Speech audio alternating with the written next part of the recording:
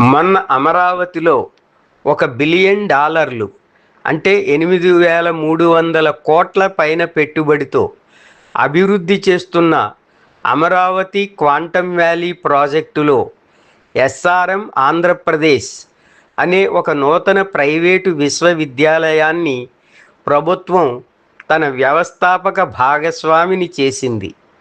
ఇందులో ఎస్ఆర్ఎం పెట్టుబడి ఎంతో బయటకి ప్రభుత్వాలు ఏర్పాటు చేసిన నాగార్జున విశ్వవిద్యాలయం, ఆంధ్ర విశ్వకళా పరిషత్తు, ట్రిపుల్ ఐటీలు, జేఎన్టీయు, ఐఐటీలు వంటి పురాతన ప్రతిష్టాత్మక సంస్థలు ప్రభుత్వం దృష్టిలో అందుకు పనికి రాకుండా పోయాయి.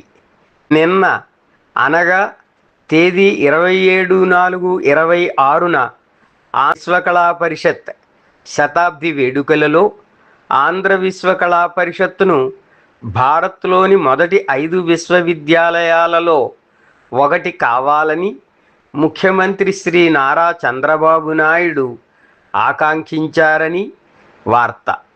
పరిషత్తుకి 500 కోట్లు ఇస్తామని వరమిచ్చారట కూడా. చూసారా మాటలకు చేతలకు ఉన్న తేడా, పబ్లిక్కి ప్రైవేటుకి ఉన్న తేడా. ఎందుకు ప్రభుత్వ సంస్థలను ఊరకే ఆడిపోసుకుంటారు? ప్రైవేటు సంస్థలు ప్రభుత్వ సంస్థలు కంటే ఎందుకు ముందు ఉంటాయో తెలిసిందా? మీ అభిప్రాయాలను కామెంటు సెక్షన్లో రాయండి. ఈ వీడియోని వెంటనే మీ బంధుమిత్రులకు షేర్ చేయండి. ధన్యవాదములు.